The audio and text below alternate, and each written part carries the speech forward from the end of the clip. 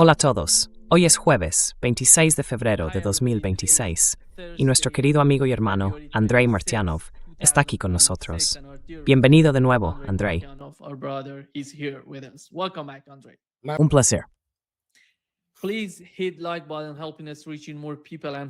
Por favor, pulsa el botón de me gusta para ayudarnos a llegar a más gente, y sigue a Andrei en su página web. Está justo debajo de su nombre. Puedes ver smoothiex.blogspot.com y su canal de YouTube con el mismo nombre, Smoothie. Y Andrei, déjame empezar con la fase actual del conflicto entre Irán y Estados Unidos.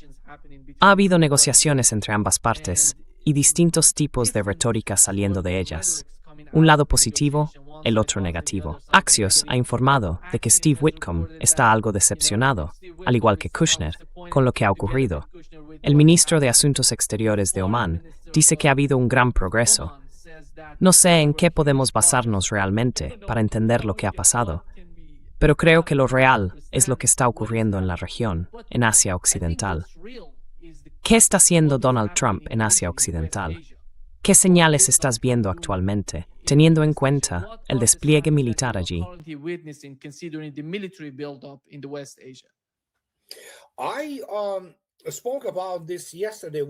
Hablé de esto ayer. ¿Hemos vuelto?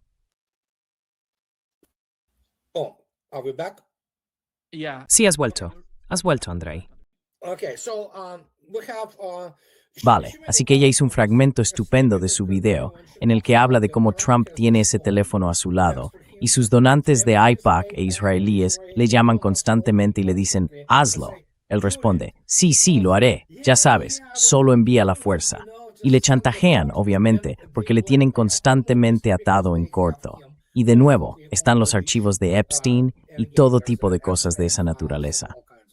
Así que no quiere atacar a Irán, a pesar de que obviamente odia a Irán, quiero decir, odia al régimen, odia lo que sea, pero no está muy versado en relaciones exteriores, por decirlo suavemente, y está constantemente siendo chantajeado por Israel y por los partidarios de Israel primero en Estados Unidos.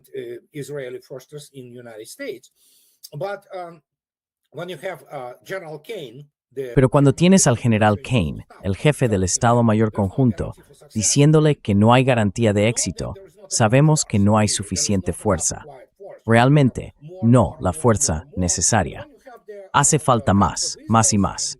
Y cuando el Times of Israel dice que Estados Unidos probablemente podría mantener las operaciones durante, digamos, una semana, después de eso se acabaría, porque se quedarían sin munición.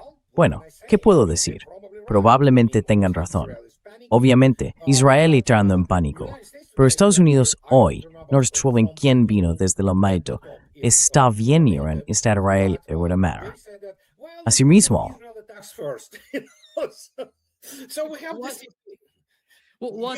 ¿Qué es eso, Andrei? ¿Cómo podría eso cambiar toda la realidad de la guerra si ocurre? Porque que Israel ataque no cambia tanto. no nada. Quiero decir, Israel es un enano militarmente. Realmente no pueden hacer mucho, ya sabes, pero fingen que son grandes. No lo son. El punto aquí es que cuando tienes al jefe del Estado Mayor Conjunto, bueno, podemos decir lo que queramos sobre el nivel de planificación operativa estadounidense, que no es buena, ni mucho menos de primera categoría, por decirlo suavemente. Pero cuando él sale y tenemos estas declaraciones oficiales en la prensa, y sabemos que se trata de los medios tradicionales, incluso ellos lo informan, y dice que no hay garantía, lo traduciré a un lenguaje humano normal. Probablemente le dijo algo mucho más estricto y, ya sabes, más duro al señor Trump, que vamos a salir de esto bastante maltrechos.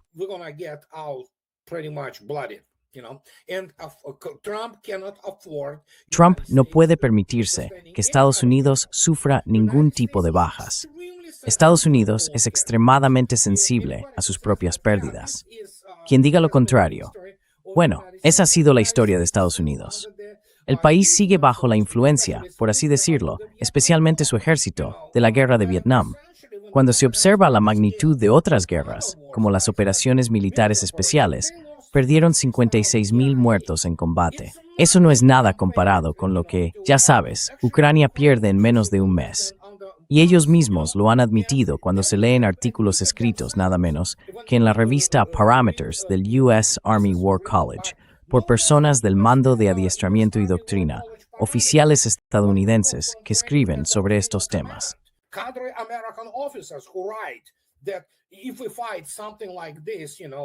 Si lucháramos en algo así, como una operación militar especial, nuestras bajas alcanzarían la magnitud de la guerra de Vietnam en menos de un mes.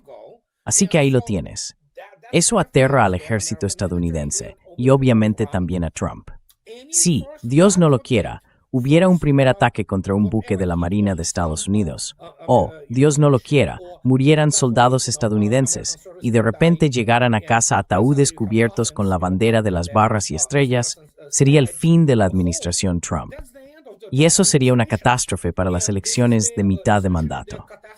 La opinión pública estadounidense no está entusiasmada con esta posible, no guerra, como siempre en Estados Unidos.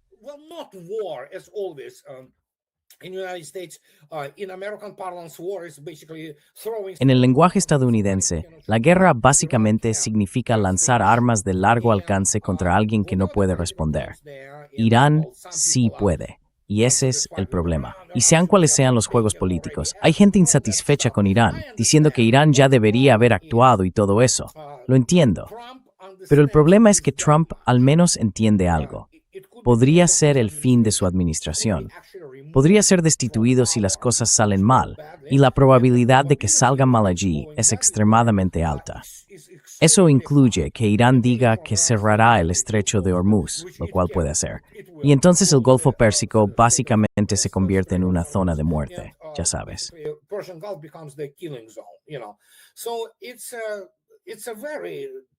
Así que es una situación muy difícil para Trump, pero probablemente lo presionarán para que haga algo. Ya se empieza a oír este tipo de comentarios. Sí, un ataque limitado, algo para mostrar a Israel, a sus verdaderos amos. Estados Unidos no tiene soberanía en las relaciones internacionales. Básicamente es el perrito faldero de Israel y cumple sus órdenes. Así que, esa es la situación. ¿Lo entiende Irán? Estoy bastante seguro de que sí. Sea lo que sea que podamos decir, cometen errores, o hacen o dejan de hacer algo, eso está abierto a debate. En realidad no conocemos los mecanismos. Sabemos que Irán habla desde una posición de poder, eso sí lo sabemos. Pero lo que ocurra a puerta cerrada no tengo ni idea. Solo podemos especular aquí.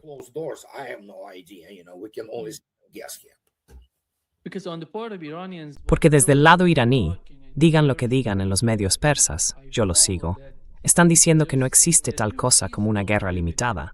¿Qué es eso? Si es guerra, es guerra. ¿Cómo puedes llamarla limitada?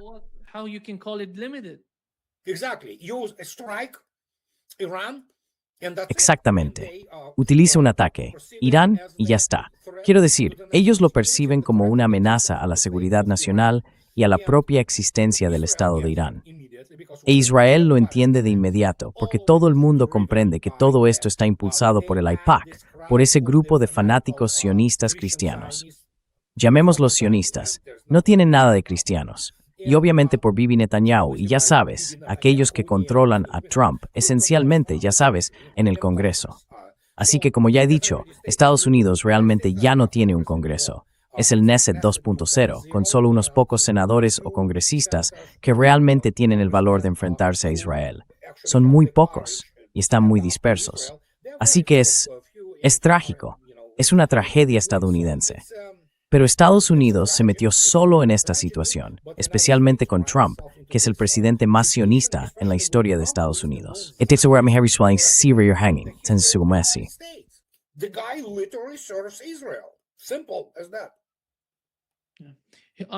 Andrei, esto es lo que dijo Tucker Carlson sobre el conflicto con Irán. Él sabe que la única razón por la que estamos teniendo esta guerra es porque Israel la quiere. Creen que esta es su última oportunidad. Esta presidencia es la última en la que van a tener un apoyo bipartidista inequívoco. Punto. No puedes eliminar a todos los Thomas Massie en unas primarias. Y en algún momento llegará todo un ejército de ellos, porque todo el mundo puede ver lo que está ocurriendo. Puedes cerrar X, Puede cerrar Internet, puede ser como el Reino Unido y arrestar a quienes protesten contra Israel, pero las actitudes no van a volver a ser las de hace 5 años. Lo siento, y ellos lo saben.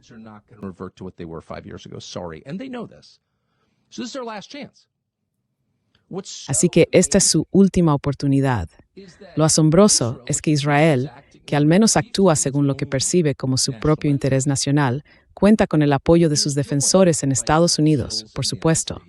Pero en realidad, su único otro aliado en esto son los medios de comunicación estadounidenses, cuyo trabajo es decirte la verdad e informarte sobre lo que está ocurriendo, para decirte, oye, despierta, el mundo podría estar cambiando y eso va a afectarte a ti y a tu familia. Ese es su trabajo.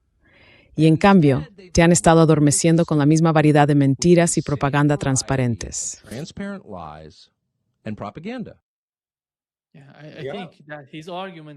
Sí, creo que su argumento es que los medios, al ser el único aliado de Israel en este momento concreto, están de algún modo empujando a Estados Unidos hacia una nueva catástrofe, otra guerra interminable.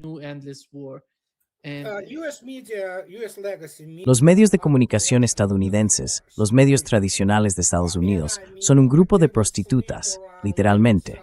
Quiero decir, se acuestan con cualquiera, venderían a sus propias familias, no tienen honor, son todos criaturas del AIPAC, o ya sabes, de la comunidad judía, especialmente los de la generación del baby boom, que son partidarios fanáticos de Israel. Así que no tienen honor ni humanidad. Esas personas son despreciables. Y he dicho repetidamente que, especialmente los anglosajones, pero también los medios europeos tradicionales o de legado, como los llaman, son criminales de guerra. Son pura propaganda. Muchos de ellos deberían estar entre rejas por los crímenes de guerra en los que ayudaron, especialmente si miras a Israel.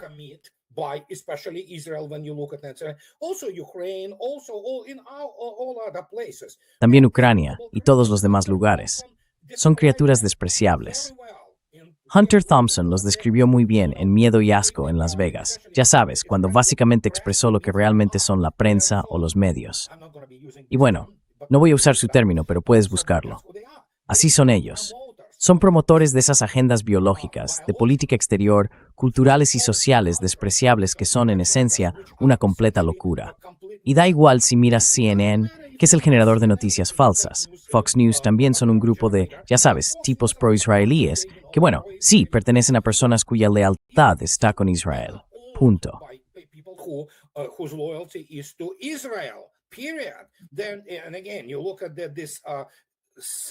Por otro lado, si miras a grupos como Cristianos Unidos por Israel o AIPAC, Hollywood, encubren a pedófilos, a redes de pedofilia. Muchos de ellos probablemente sean pedófilos también. Así que estás viendo una especie de culto satánico, básicamente.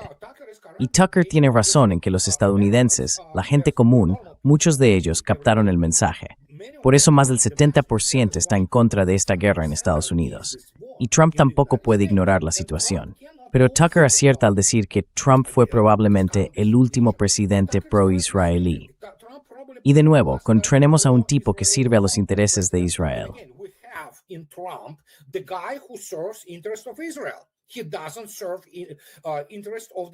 No defiende los intereses de Estados Unidos. Toda esa retórica estúpida, toda esa hipérbole, grandioso, brillante, ya sabes, está ganando tanto. Y sin embargo, tenemos una situación en la que el país está literalmente al borde. Incluso cuando hace las cosas bien, como intentar deportar y atrapar a esos ilegales, muchos de los cuales están involucrados en actividades delictivas, especialmente si miras a Minnesota, con los locos que están en el poder allí, aún así no puede hacerlo correctamente. No puede hacer nada correctamente. Y como resultado, lo único que tiene es su retórica. Resultó ser completamente impotente.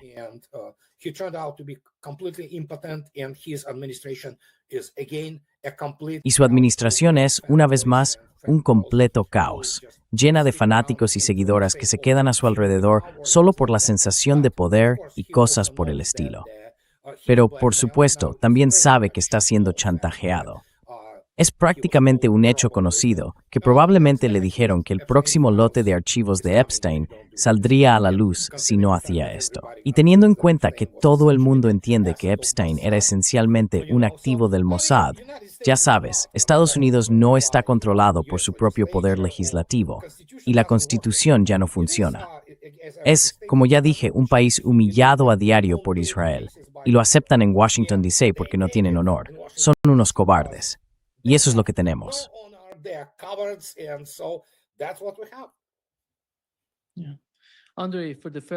Sí.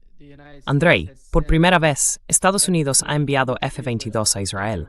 Dicen que es la primera vez que van a Israel y que no se habían utilizado allí antes. ¿Cuál es la importancia del F-22 y en qué se diferencia de los otros cazas que ya han enviado a la región?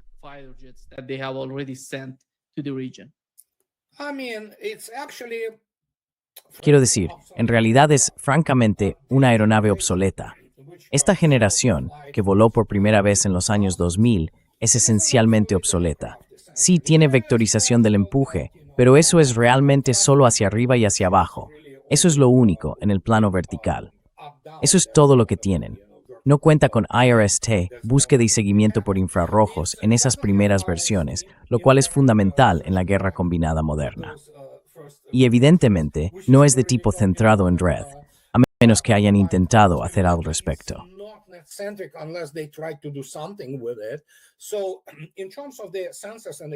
Así que, en cuanto a sensores y electrónica, no se acerca en absoluto al F-35, pero el F-35 apenas vuela, ya sabes. Así que cuando miras esto, sí, envían todos esos aparatos furtivos allí, pero no importa. Y eso es lo otro que hay que dejar muy claro.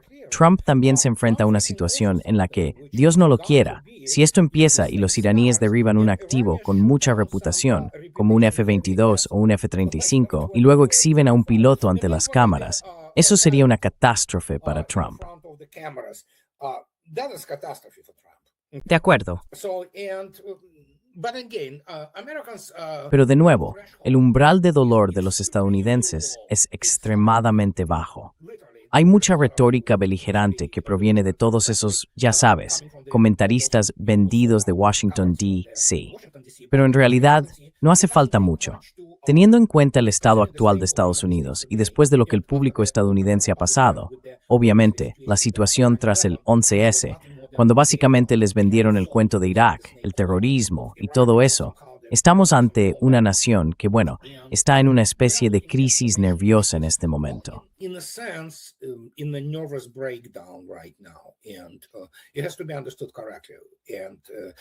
Y hay que entenderlo correctamente. Podemos decir que en esta etapa, los medios alternativos vencieron a Trump. Los medios tradicionales, mucha gente quiero decir, sobre todo los baby boomers, no todos, pero ya sabes, siguen sintonizando con esa ideología, CNN o ABC, lo que sea. Pero los jóvenes ya son diferentes, y las personas de, digamos, la última generación de baby boomers como yo, ya sabes, y otros buscan información en otros lugares, buscan la iluminación en otros lugares, si se quiere. Itain in brain that theistica. Enlightenment, if you wish, and things change dramatically. Andrei,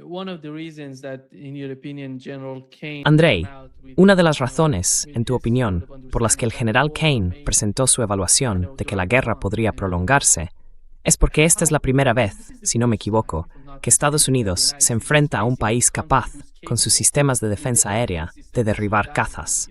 Esto podría suponer un gran desafío para la Fuerza Aérea estadounidense. ¿Qué tan preparados están y cómo ven a su propio ejército en este momento? ¿Son capaces? Porque ya sabes, tenemos que tener en cuenta la situación actual del ejército de SEALs mismo. ¿Cómo se ven a sí mismos? ¿Tienen confianza en sus decisiones si Estados Unidos decide atacar a Irán? No.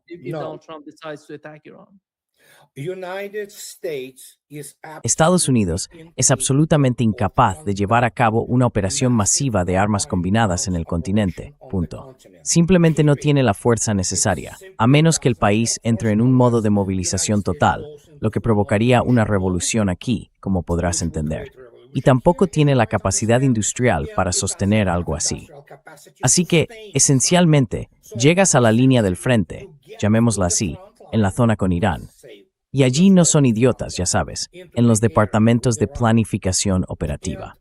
Hay muchas personas competentes en esos departamentos en Estados Unidos, especialmente después de haber aprendido algo de la operación militar especial, y entonces empiezan a contar sus reservas. ¿Qué tienes? Their stores. What do you have? About 3,000 clamps. Unas 3,000 clamps, bloque 5, bloque 4. Bien, se van a acabar muy rápido. ¿Qué queda? Tienes que llevar tus aviones. Claro, tienen algunos jazz, pero tienes que meterlos en el espacio aéreo iraní. Y de nuevo, estamos hablando de una guerra aérea. Mucha gente todavía no lo entiende. Hasta que no haya botas sobre el terreno y la zona esté asegurada, todo es, ya sabes, un juego de niños. Hay que poner al ejército en peligro. Estados Unidos no tiene la capacidad de sostener una operación así. Punto. No lo digo yo. Estoy citando lo que está implícito y en algunos casos expresamente declarado por personas del mando de instrucción y doctrina. Estados Unidos no puede asumir ese tipo de bajas.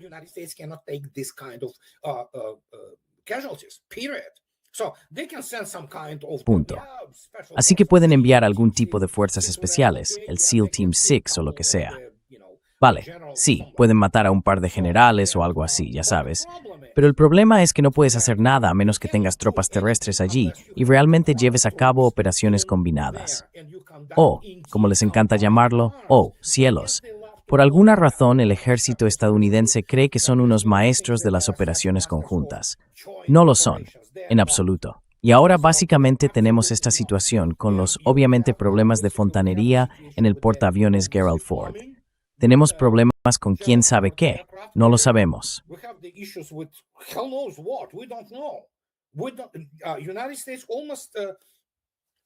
Estados Unidos es casi, sí, muy israelí en su proyección. Es como un constante, ya sabes, golpearse el pecho. Somos tan grandes y luego no puede ganar las guerras. Y ese es el problema. Entonces, ¿qué pueden hacer? Pueden entrar y lanzar todo lo que tienen contra un país gigantesco de casi 1,7 millones de kilómetros cuadrados con una población de 92 millones. Pero te daré un ejemplo. Hacia el día 60 de los bombardeos, más o menos, la violación en grupo de Yugoslavia por parte de toda la OTAN, Estados Unidos casi se había quedado sin misiles Tomahawk.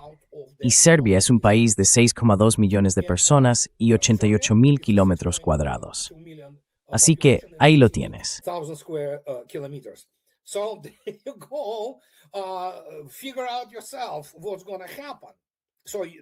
Averígualo tú mismo.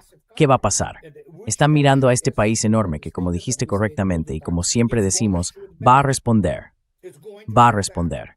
Y si creen que pueden, ya sabes, quedarse en Jordania protegidos por los Patriots y pensar que están a salvo, sí, malas noticias para ellos ahí.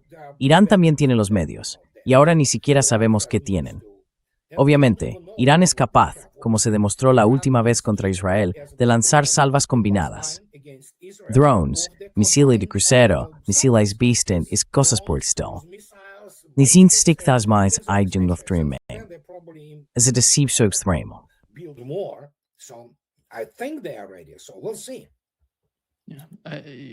La última guerra, la guerra de 12 días de junio de 2025, agotó aproximadamente el 25% de toda su reserva de FAT.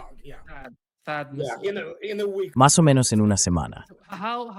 Kevin sin rapidez puede irse 25%. Blusen as Puedes contarlos, ya sabes, casi literalmente con los dedos de una mano. Así que es simplemente sí. ¿Y tienes, qué? ¿Un misil de varios millones de dólares? Santo cielo, sí. No lo sé. Escribí 4 libros sobre ello, ¿vale? Pueden gastar 2 billones de dólares y aún así no van a acercarse a lo que necesitan, porque Estados Unidos nunca tuvo esa capacidad desde el principio. Hicieron una expansión de las fuerzas, especialmente en los años 80 y 90, cuando tenían esta idea de que de algún modo la Unión Soviética iba a atacar Europa y todo eso. Pero la realidad es que nunca tuvieron la capacidad. En realidad, desde los años 70.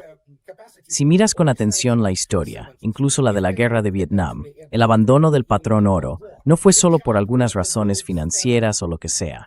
just because for some, whatever the reasons, financial, United States couldn't already afford at that time the war in. Estados Unidos realmente no podía permitirse la guerra de Vietnam, ni siquiera en aquel entonces. Tuvieron que recurrir a un tipo de financiación diferente para costearla.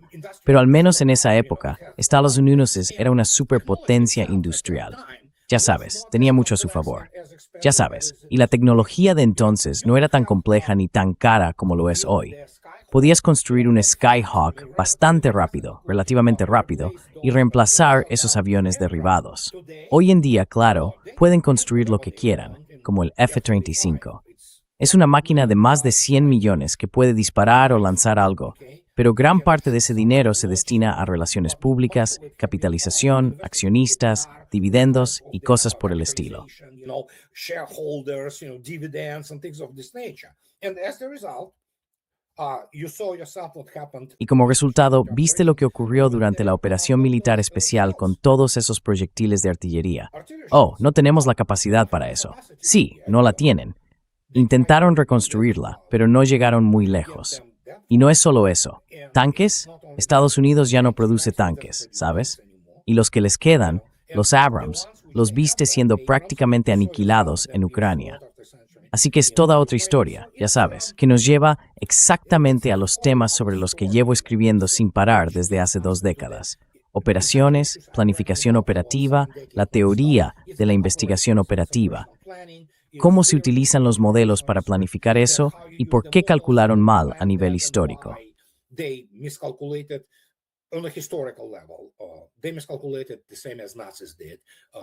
Se equivocaron de la misma manera que los nazis con respecto a Rusia, por ejemplo. No pueden superar a Rusia en producción.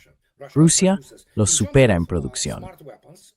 En cuanto a armas inteligentes, armas de alta precisión, Rusia produce 10 veces más que la OTAN junto con Estados Unidos. Eso significa al menos 10 veces más. Y eso es lo que no entendieron sobre la guerra. Como dijo un general estadounidense, no recuerdo quién fue, pero en aquel entonces todavía tenían algunos generales muy inteligentes, ya sabes, que dijeron que lo peor que nos pudo haber pasado fue aquella victoria fácil en el Golfo Pérsico. Exactamente eso. Les convenció de que eran buenos. That's exactly. It convinced them that they are good. They're good, but not that good. Son buenos, pero no tanto, ya sabes. Así que, como resultado, tenemos esta situación. Tenemos los almacenes agotados y ninguna capacidad real de reabastecimiento. Y la pregunta crucial viene primero. Estados Unidos no sabe cómo recuperarse. Se unieron a lo que llamaran operaciones, pero nunca lucharon contra gente que realmente te dispara de vuelta. Y, como resultado, no habrá tropas, salvo quizá algunas incursiones de fuerzas especiales. Y si no tienes botas sobre el terreno, intercept es bombardear. Es lo único que saben hacer. Pero de nuevo, ¿en qué modelos se están basando? What are the models there which they count, models are adjusted on the run as you fight.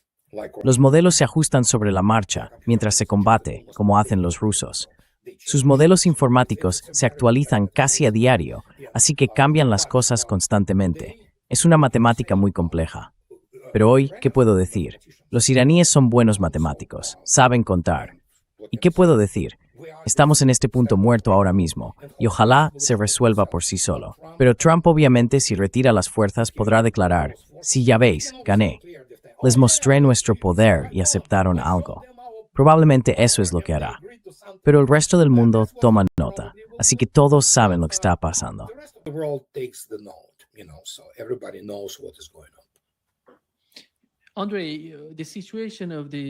Andrei, la situación del ejército estadounidense es estratégicamente, como mencionaste, cuestión de operaciones conjuntas y de algún tipo de planificación antes de atacar.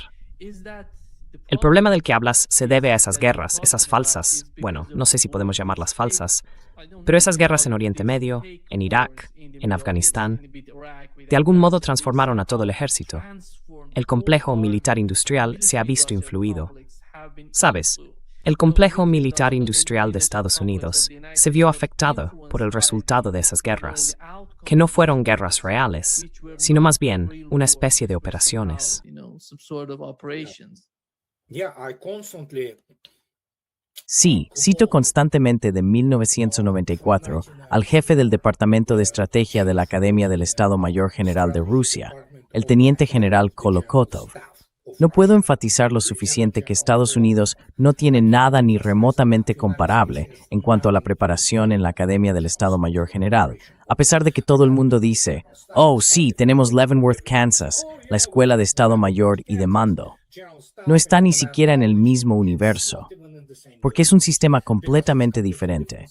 Académicamente, la educación militar estadounidense ni siquiera se registra de forma realista. Pero él ya afirmó entonces que no se puede usar la Guerra del Golfo como ningún tipo de ejemplo o referencia para juzgar nada.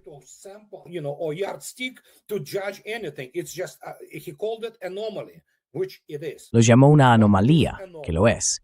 Pero esta anomalía, este punto de referencia, influyó en la forma de pensar de la gente del Pentágono, que evidentemente, ante todo, no conoce la historia de la Segunda Guerra Mundial. Ninguno de ellos la conoce. Viven en un universo alternativo. Y obviamente, los libros, especialmente los famosos como los de David Glantz y Jonathan House, no los han leído. Y si lo hicieron, solo los hojearon. No entienden, realmente creen que derrotaron a Hitler, ¿de acuerdo? Así que siempre es la misma historia. Y como resultado, después de lo que vimos durante la llamada contraofensiva, no comprenden lo sorprendidos que estaban los rusos.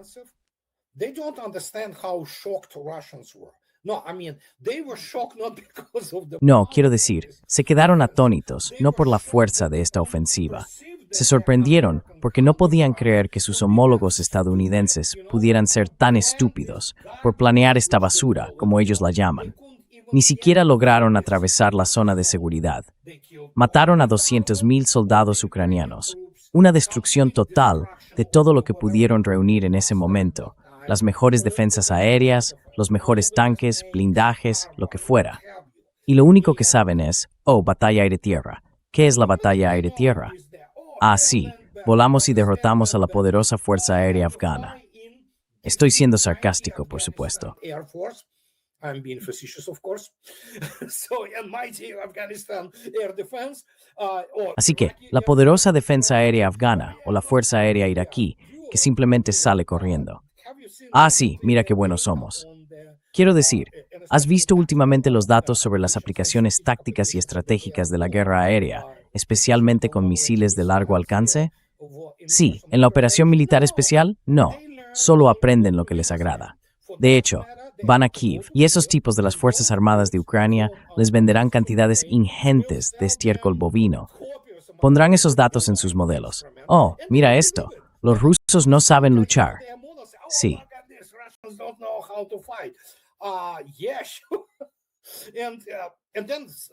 Y entonces empiezan a mirar la realidad y dicen, oh Dios mío, ¿qué está pasando ahí? Se supone que Ucrania debe ganar.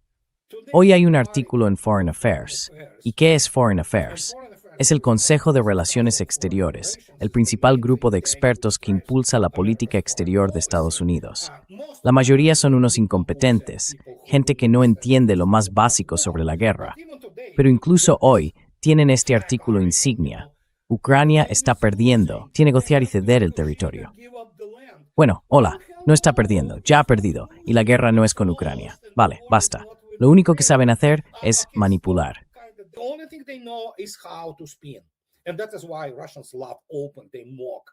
Y por eso los rusos se ríen abiertamente. Se burlan de los generales estadounidenses porque son tan poco profesionales, no entienden lo que es una guerra real. Y de nuevo, este manual de campaña 3.0 es el manual de operaciones. Puedes tirarlo a la basura. Es un desperdicio inútil porque no puedes usarlo en una guerra real, te matarán. Incluso los oficiales ucranianos les dijeron, si usamos sus tácticas nos matarán. Así que básicamente tuvieron que volver, en ese momento, lo mejor que podían hacer, a los manuales soviéticos. ¿Te lo puedes creer? Manuales de campaña soviéticos, porque eso al menos les da una oportunidad de contraatacar y sobrevivir. Entonces, ¿aprenderán esas personas? Algunos sí.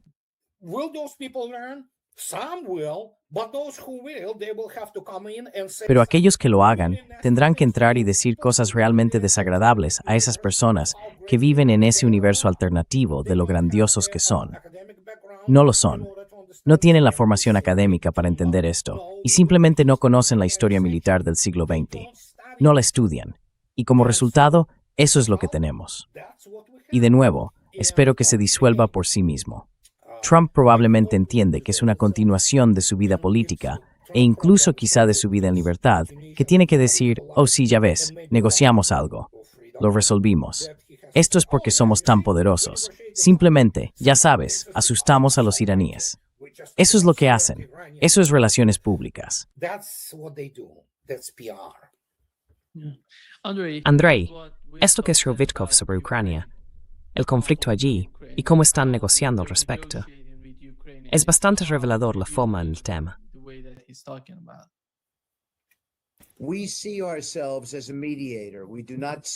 Nos vemos a nosotros mismos como mediadores.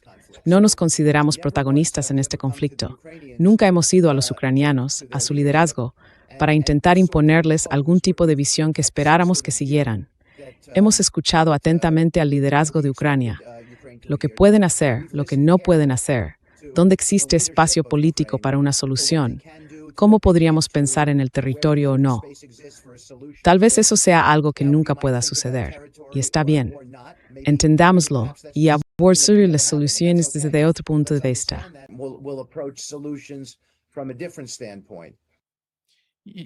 Sabes, Andrei, todo lo que dijo está de algún modo equivocado, y es delirante, porque es delirante, sí. Estados Unidos es un protagonista, es un co-beligerante, es una de las partes en la guerra contra Rusia. Sigue suministrando a Ucrania todo tipo de repuestos y apoyo aéreo, reconocimiento e inteligencia las 24 horas del día, con datos de localización contra los rusos, ya sabes. Así que es como, tío, ¿a quién intentas engañar? Está intentando engañar. Esa es básicamente la idea de Trump. Cree que de algún modo puede salir de esto como mediador. Y los rusos le explicaron, vale, aquí está Anchorage, lo que se dijo en Anchorage. Pero en Anchorage hubo un entendimiento general, al parecer, de que en cuanto a los oblasts, que ahora son oblasts rusos por constitución, pueden irse al infierno con ellos. Y luego, haga lo que haga en cuanto a elecciones allí, todo el mundo sabe que va a ser un desastre. Ya sabes, eso ya está ocurriendo allí.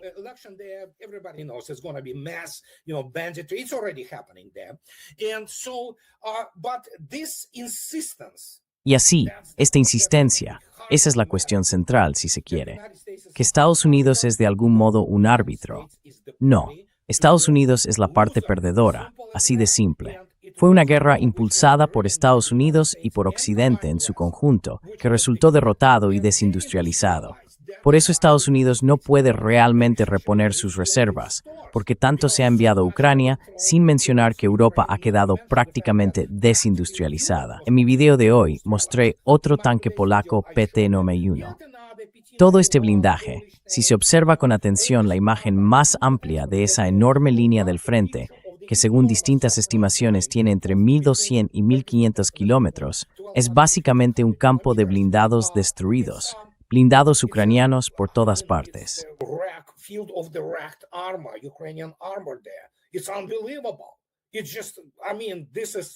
Es increíble. Quiero decir, esta es una imagen cataclísmica, y constantemente le muestro a mi audiencia, aquí está su punto fuerte del ejército ucraniano, y pueden verlo ustedes mismos. Es un paisaje lunar, lleno de cráteres de artillería. La gente simplemente no puede asimilarlo cuando les dices, hola, en realidad ya hay más de 2 millones de bajas en combate. Y ahora hay informes de la BBC que dicen que básicamente están pagando dinero para congelar su esperma. Pues sí, ahora lo admiten, una catástrofe demográfica. En esencia, la población masculina de Ucrania está o bien muerta o dispersa por Occidente, Europa, donde quiera que los acojan. Y no entienden con qué están lidiando. Por eso sigo diciendo esto.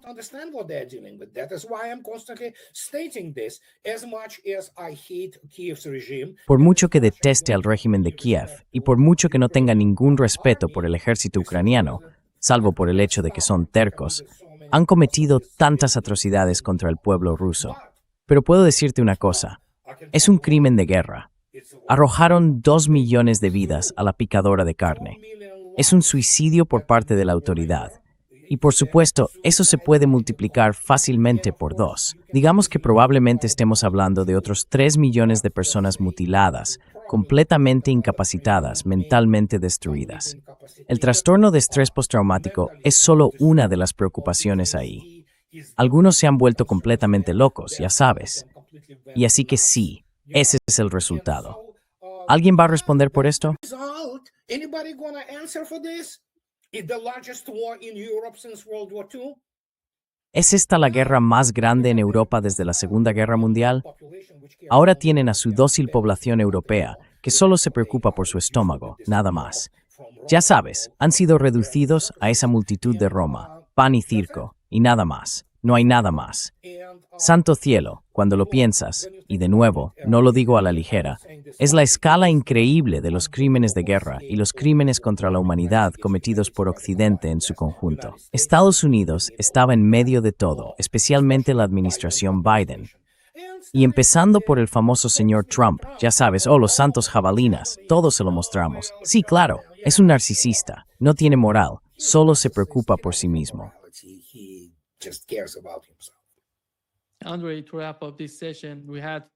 Andrzej, para concluir esta sesión, tuvimos al ministro de Asuntos Exteriores polaco, Sikorski, diciendo que debemos estar preparados para una guerra como la que lucharon nuestros abuelos. Está hablando del enfrentamiento entre la Alemania nazi y la Unión Soviética. Cuando piensan de esa manera, ¿crees que están hablando de enviar sus tropas a Ucrania para luchar contra Rusia? ¿O quieren montar algún tipo de operación de falsa bandera como hicieron antes?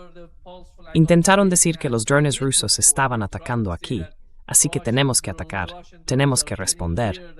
¿De qué está hablando? No veo a Rusia atacando a Polonia. No necesitan hacer nada de eso.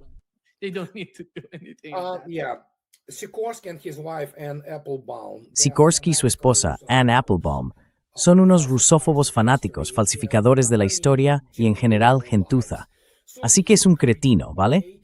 De hecho, fue a Afganistán a luchar contra los soviéticos. Sikorski lo hizo. Es obviamente un agente del MI6 porque se educó en esa, ya sabes, escuela profesional que llaman Oxford o como sea. Prepararon a esos imbéciles como Boris Johnson o Liz Truss y al resto.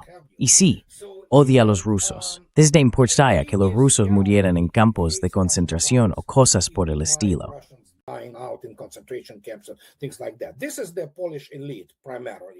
Esta es la élite polaca principalmente, ya sabes. Por eso odian a los rusos.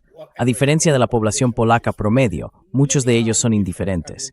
Quiero decir, no odian a los rusos, simplemente no los aman. Pero puede seguir soltando esas tonterías si quiere. De nuevo, el ejército polaco, realmente no sé de qué tipo de guerra está hablando. Es absolutamente incompetente desde el punto de vista militar.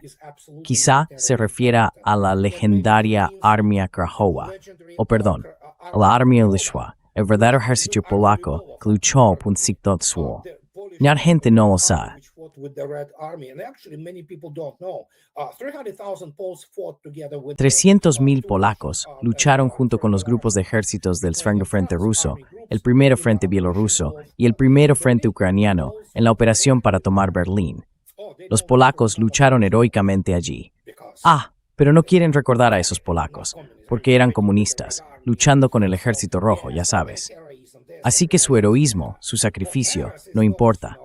Lo que importa son esas fuerzas apoyadas por los británicos, como el ejército de Anders, que, aparte de Monte Cassino, no destacó demasiado.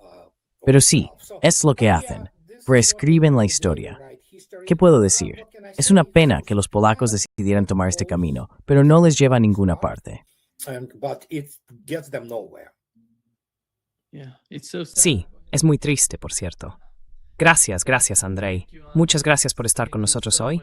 Un gran placer, como siempre. Un placer. Adiós.